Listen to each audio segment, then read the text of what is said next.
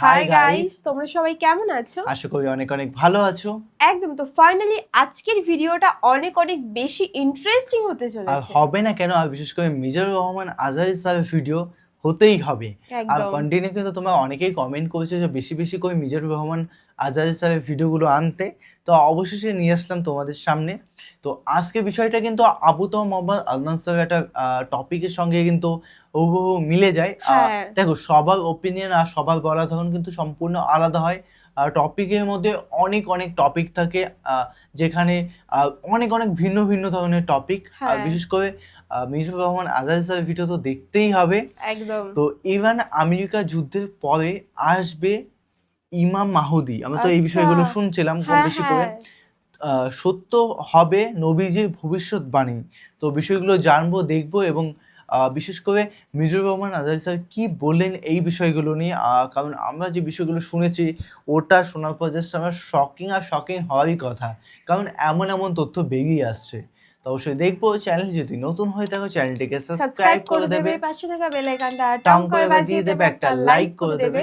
আর main video description বক্সে link পেয়ে যাবে, চেক আউট করে নিও। তো চলো আজকে ভিডিওটি শুরু শুরু করা করা যাক। যাক। কিয়ামতের আগে যে মালহামার যুদ্ধ হবে, তখন রাসূল সাল্লাল্লাহু আলাইহি ওয়াসাল্লাম বলেছেন মালহামার যুদ্ধের সময় মুসলমানদের ফুস্তাদ বা তাবু হবে, শিবির হবে এই ফিলিস্তিনের দামেস্কের পাশে আল গৌতা নামে এক জায়গা আছে, ওই গৌতাতে। ফিলিস্তিনের এবং মধ্যে ঈসা আলাইহিস সালাম এসে যে দাজ্জালকে হত্যা করবেন সেটাও ওই শামে। ফিলিস্তিনের বাবুল লুদ বিষয়গুলো এখনো একটা জায়গা আছে, ওই জায়গাটার নাম এখনো বাবুল লুদ। ওখানে তিনি দাজ্জালকে হত্যা করবেন এবং সেখানে একটা সাদা মিনারা আছে। ফেরেশতার পাখায় ভর করে ঈসা আলাইহিস সালাম তখন সেখানে নেমে আসবেন। ওই ফিলিস্তিনের ওই শাম দেশের ওই মিনারার পাশে তিনি এসে পৃথিবীতে তিনি নজুল করবেন, নজুল ঈসা আলাইহিস সালাম।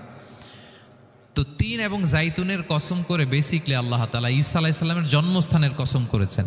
কারণ তিন এবং জাইতুন, জন্মস্থানে ডুমুর এবং জলপাই অলিভ কোন দেশে বেশি হয়? শাম দেশে। আওয়াজ করে বলেন কোন দেশে? শাম দেশ। বর্তমান ফিলিস্তিন এবং সিরিয়া, এবং ওই ভূখণ্ডে আল্লাহ নবী ঈসা আলাইহিস সালামের জন্মস্থান। তাহলে এই দুই ফলের কসম করে বেসিকলি আল্লাহ তাআলা ঈসা আলাইহিস সালামের জন্মস্থানের কসম করেছেন।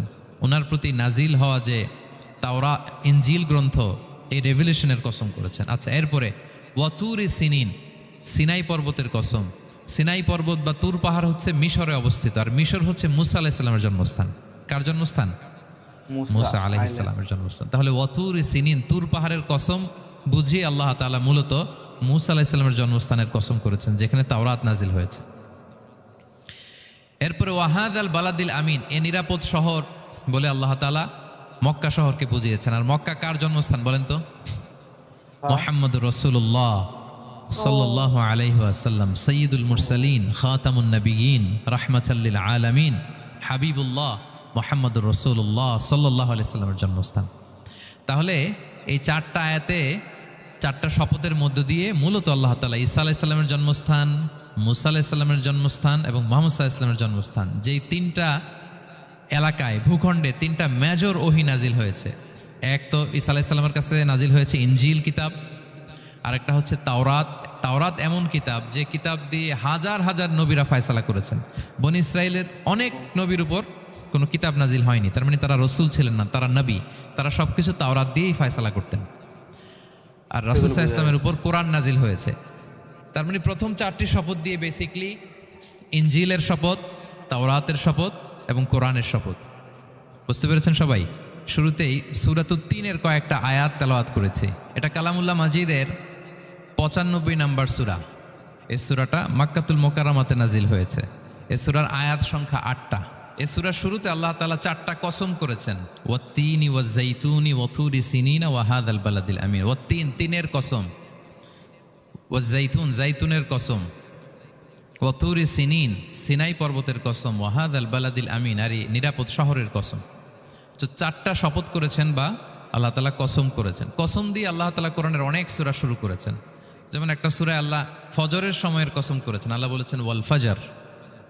আল্লাহ আকাশের কসম করেছেন ওয়াস-সামা ইযাতিল বুরুজ।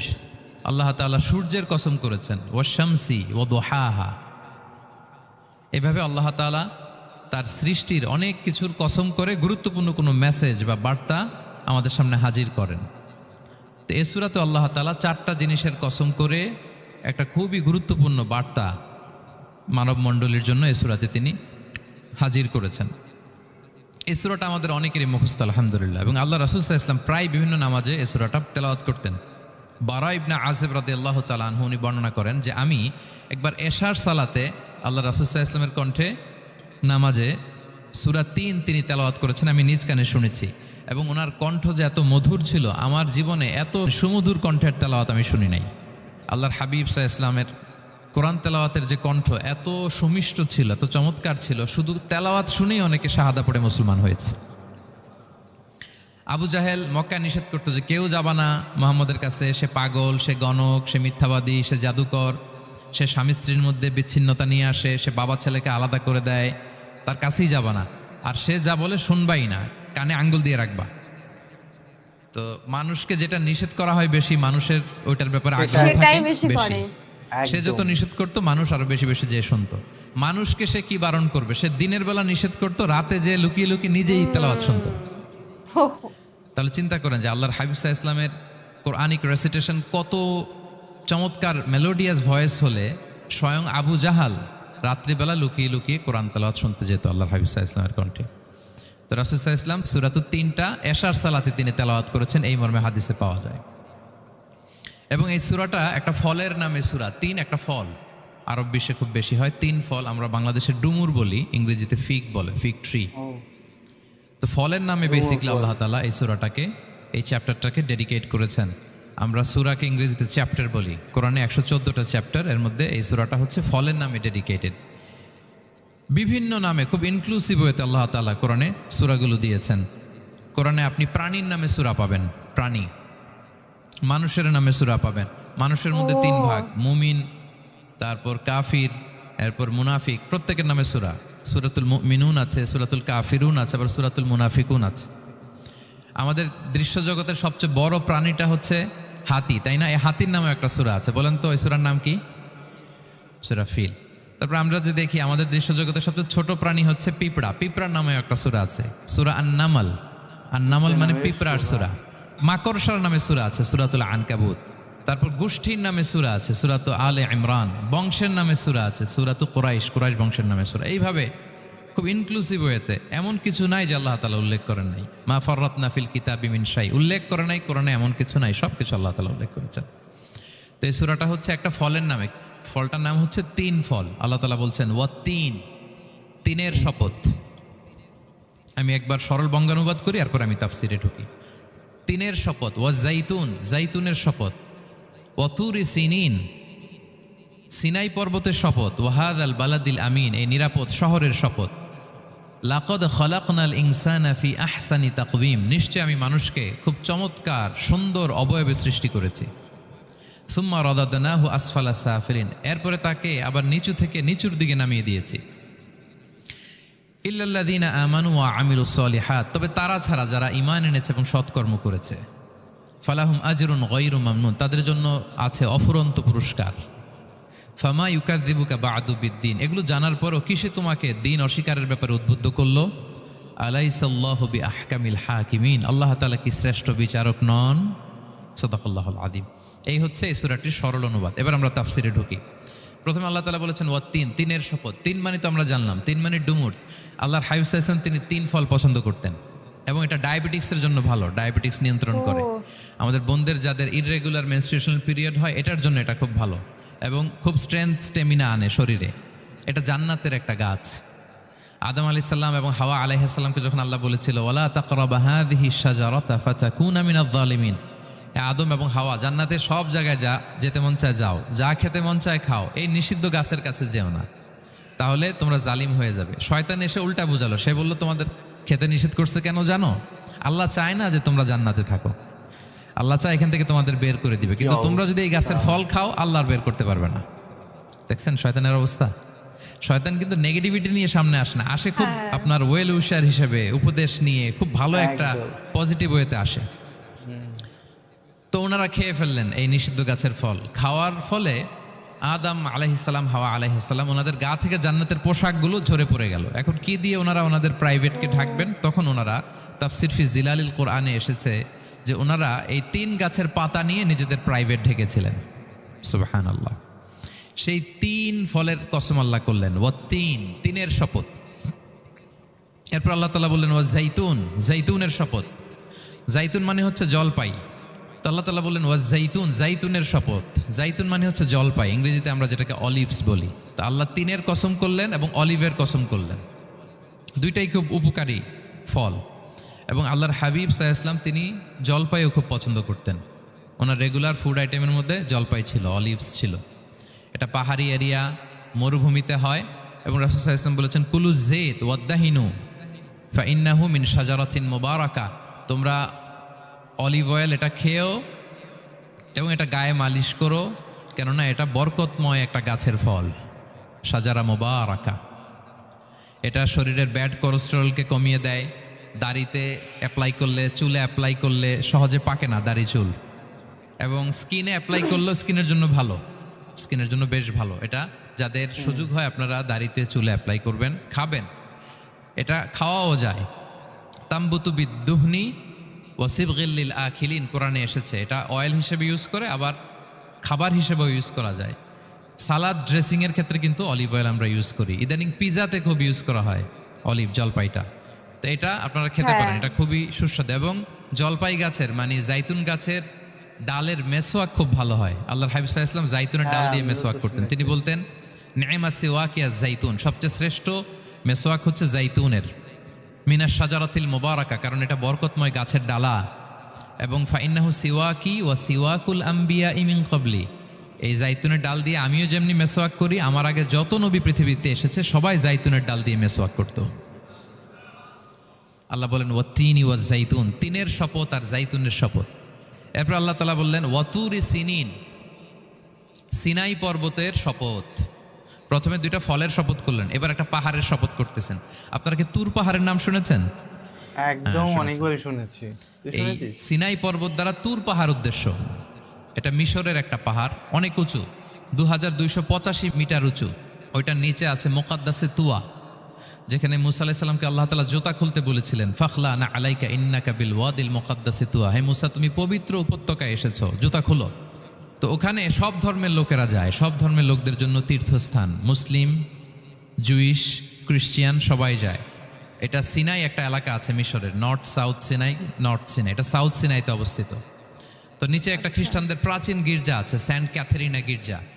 সেখান থেকে চলতে চলতে আপনাকে উপরে যেতে হবে, ফজরের পরে আবার চলে আসতে হবে, তা না হলে দুপুরবেলায় 10টা-11টার দিকে এমন সূর্যের প্রখর তাপ ওই পাথরের মধ্যে লাগে, ওখানে আর থাকা যায় না। একেবারে তুর পাহাড়ের উপরে সেখানে খ্রিস্টানদের জন্য ছোট্ট একটা সিনাগোগ আছে, তারা প্রার্থনা করে। খ্রিস্টানদের একটা চার্চ আছে, মুসলিমদের জন্য ছোট্ট একটা মুসল্লা আছে সুরাওয়ের মতো। আল্লাহ ওই সিনাই উপত্যকার কসম করেছেন, ওয়াতুরি সিনিন, সিনাই উপত্যকার কসম। এখানেই আল্লাহ তাআলা মুসা আলাইহিস সালামকে তাওরাত দিয়েছিলেন, মেজর একটা আসমানি কিতাব দিয়েছিলেন। এবং সরাসরি মুসা আলাইহিস সালাম এই পাহাড়ের চূড়ায় বসে আল্লাহ তাআলার সাথে কথা বলতেন। ওয়াকাল্লামাল্লাহু মুসা তাকলিমা, উনি সরাসরি কথা বলতেন, এটা ওনার একটা স্পেশাল বৈশিষ্ট্য ছিল, ক্যারেক্টারিস্টিক্স। বাহ, এবং আল্লাহ তাআলা নূরের তাজাল্লি দিয়ে এই পাহাড়কে একবার জ্বালিয়ে দিয়েছিলেন। আজও এই পাহাড়ের রংটা অনেকটা একটু লালচে, একটু কালোচে, একটু রেডিশ কালারের। এবং মুসা আলাইহিস সালাম এই নূরের তাজাল্লির ঝলকে তিনি বেহুশ হয়ে গিয়েছিলেন এই পাহাড়ের উপরে। ইয়াজুজ মাহাজুজ যখন কিয়ামতের আগে আগমন করবে, তখন মুসলমানদের সেন্টার হবে। ঈসা আলাইহিস সালাম মুসলমানদেরকে নিয়ে ওইখানে অবস্থান করবেন, এই তুর পাহাড়ের ওখানে। এবং আল্লাহর হাবিব সাল্লাল্লাহু আলাইহি ওয়াসাল্লামের মেরাজের রাতে ইসরার সময় একটা স্টেশন ছিল এই তুর পাহাড়। জিবরাইল আলাইহিস সালাম এই তুর পাহাড়ে আল্লাহর হাবিব সাল্লাল্লাহু আলাইহি ওয়াসাল্লামকে নামিয়ে বলেছিলেন যে এটা জাবাল মুসা, আপনার ভাই মুসার পাহাড়, আপনি এখানে 2 রাকাত নামাজ পড়েন, দোয়া করেন। আল্লাহর হাবিব সাল্লাল্লাহু আলাইহি ওয়াসাল্লাম এই তুর পাহাড়ে 2 রাকাত সালাত আদায় করেছিলেন এবং দোয়া করেছিলেন। আল্লাহ এই তুর পাহাড়ের কসম কাটলেন, ওয়াতুরি সিনিন, সিনাই পর্বতের কসম, যেখানে তাওরাত কিতাব নাজিল হয়েছিল। এরপর আল্লাহ তাআলা বললেন ওয়াহাদাল বালাদিল আমিন, আর এই নিরাপদ শহরের শপথ। এই শহর দ্বারা মক্কা শহর উদ্দেশ্য, কারণ রাসূল সাল্লাল্লাহু আলাইহি ওয়াসাল্লাম তখন মক্কায় ছিলেন, মক্কা নগরী। এই শহরের পূর্ব নাম ছিল বাক্কা। মক্কা নগরীকে বলা হয় উম্মুল কুরা, সব শহরের মা, সব শহরের সেন্টার, পৃথিবীর নাভিস্থল। এবং আল্লাহ তাআলা বলেছেন মান দাখালাহু কানা আমিনা, এখানে যে প্রবেশ করবে সে নিরাপদ। হেরেমের মধ্যে কিন্তু কাউকে আক্রমণ করা যায় না, কোনো খুনিও যদি ঢুকে যায় অ্যাটাক করা যাবে না। তো জাহেলি যুগে এমনটা ঘটতো, কারোর সাথে কারো শত্রুতা হলে, ধরেন যে একজন তার বাবাকে হত্যা করেছে, তো সে তাকে পেয়েছে, ওই লোক বাঁচার জন্য দৌড়াতে দৌড়াতে হেরেমের ভিতরে ঢুকে যেত, কারণ সে জানে যে হেরেমে ঢুকলে সে আমাকে মারবে না। তো পরে সে যখন হেরেম থেকে বেরোতো আবার তার সাথে যুদ্ধ শুরু হতো। এবং এই শহরের এত মর্যাদার কারণ হচ্ছে সেদিনা ইব্রাহিম আলাইহিস সালাম তিনি আল্লাহর কাছে দোয়া করেছিলেন যে রব্বি জাআল হাযা বালাদান আমিনা, হে আল্লাহ আপনি এই শহরকে নিরাপদ করেন, ওয়ারযুক আহলাহু মিনাস সামারাত, আর এই শহরের অধিবাসীদেরকে আপনি ফলমূল দিয়ে রিজিকের ব্যবস্থা করেন। এখনও দেখবেন যে সারা পৃথিবীতে যেই ফল নাই মক্কাতে ওই ফল আছে, সারা পৃথিবী থেকে ফল ওখানে যায়। এবং মক্কার নেইবরিং সিটি তায়েফ, সেখানে অনেক ফল উৎপাদিত হয়, এখানে আসে। নিরাপদ শহর বালাদান আমিনা। এবং আল্লাহর হাবিব সাল্লাল্লাহু আলাইহি ওয়াসাল্লাম বলেছেন যে এই মক্কা শহর আমার সবচাইতে প্রিয় শহর।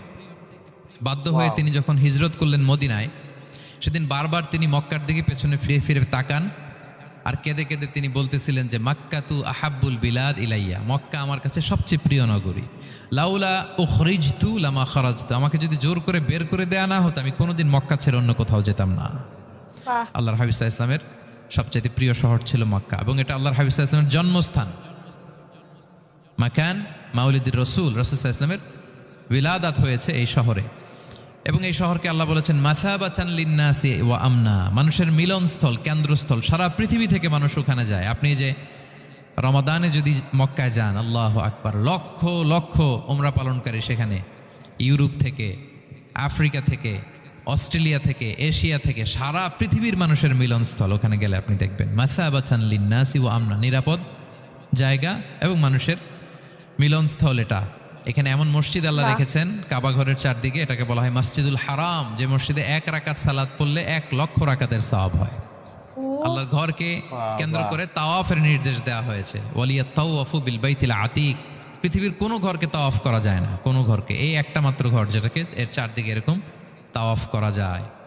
তাহলে এই পবিত্র ঘর, পবিত্র মসজিদ যেই শহরে অবস্থিত, সেই শহরের কসম আল্লাহ করেছেন। আল্লাহ বললেন ওয়াহাদাল বালাদিল আমিন, এই নিরাপদ শহরের কসম, মানে মক্কা শহরের কসম। আমরা আপাত দৃষ্টিতে আমাদের কাছে মনে হচ্ছে দুইটা ফলের কসম, একটা পাহাড়ের কসম, একটা নগরীর কসম। আসলে বেসিকলি আল্লাহ তাআলা এই 4টা শপথ দিয়ে 3 নবীর জন্মস্থান, 3 নবীর নবুয়তের কসম করেছেন। কিভাবে সেটা আমি মিলিয়ে দেই। এই যে প্রথমে যে আল্লাহ বলেছেন ওয়াত্তিনি ওয়া জাইতুন, 3 এবং জাইতুনের কসম। পৃথিবীতে সবচেয়ে বেশি 3 এবং জাইতুন কোথায় উৎপন্ন হয় জানেন? ফিলিস্তিনে। কোথায়? শাম দেশে, যেটা হাদিসের পরিভাষায় বলা হয় শাম, বর্তমান ফিলিস্তিন এবং সিরিয়া মিলে। 3 জাইতুন দিয়ে বেসিকলি আল্লাহ তাআলা ফিলিস্তিনের শপথ করেছেন, শাম দেশের শপথ, যেখানকার বেথলহামে ঈসা আলাইহিস সালাম, জেসাস ক্রাইস্ট, তিনি জন্মগ্রহণ করেছেন, ঈসা আলাইহিস সালামের জন্মস্থান। তাহলে 3 জাইতুনের শপথের মাধ্যমে মূলত আল্লাহ তাআলা ঈসা আলাইহিস সালামের জন্মস্থানের শপথ করেছেন, কারণ সেখান থেকে ওহী বিচ্ছুরিত হয়েছে, ওনার কাছে ইনজিল নাজিল হয়েছিল। এবং এই শামের মর্যাদার ব্যাপারে অনেক কথা আল্লাহর হাবিব সাল্লাল্লাহু আলাইহি ওয়াসাল্লাম তিনি বলেছেন। আল্লাহ রাসূল সাল্লাল্লাহু আলাইহি ওয়াসাল্লাম যখন মেরাজে যান, তখন মক্কা থেকে এই শাম দেশে ফিলিস্তিনের বাইতুল মাকদাসে রাসূল সাল্লাল্লাহু আলাইহি ওয়াসাল্লামকে নিয়ে যাওয়া হয়েছিল। এবং রাসূল সাল্লাল্লাহু আলাইহি ওয়াসাল্লাম প্রায় বলতেন তুবা আলি শাম, শামের জন্য বরকত, কেননা ফেরেশতারা তাদের রহমতের পাখা শাম দেশের উপর বিছিয়ে রেখেছে। এবং তিনি বলতেন ফিতনার সময় আলাইকুম বিশাম, তোমরা শামে যেও, শামে থেকো। এবং তিনি দোয়া করেছেন আল্লাহুম্মা বারিক লানা ফি শামিনা, আল্লাহ তুমি আমার শাম অঞ্চলে আল্লাহ তুমি বরকত দিও। এবং হাদিসে এসেছে এই শামই হচ্ছে আরদুল মাহশার, এখানেই হাসর হবে। শাম অঞ্চলকে বিস্তীর্ণ করে এখানেই ময়দানুল মাহশার আল্লাহ তাআলা কায়েম করবেন, হাসরের ময়দান এখানেই হবে। এবং সেখানেই হচ্ছে সানিউল কিবলাতাইন, আমাদের আগের কেবলা কিন্তু বাইতুল মাকদাসের দিকে ছিল, যেটা শামে অবস্থিত, ফিলিস্তিনে বাইতুল মুকাদ্দাস, যেই মসজিদে নামাজ পড়লে 1 রাকাতে 500 রাকাতের সওয়াব। 3টা মসজিদে সালাত পড়লে স্পেশাল ভার্চুর কথা আছে, এর বাইরে আর অন্য মসজিদের বিশেষ কোনো ফজিলত নাই, বাকি সব মসজিদ সমান। এক হচ্ছে মসজিদুল হারাম, 1 রাকাতে 1 লক্ষ রাকাত। 2 নম্বর মসজিদে নববী, 1 রাকাতে 1000 রাকাতের সওয়াব, আর একটা দুর্বল বর্ণনায় 50,000 রাকাতের সওয়াব। 3 নম্বরে এই মসজিদুল আকসা, 1 রাকাতে 500 রাকাতের সওয়াব। এই 3 মসজিদেই যেন আমরা যে সালাত আদায় করতে পারি, আল্লাহ তুমি তৌফিক দান করো।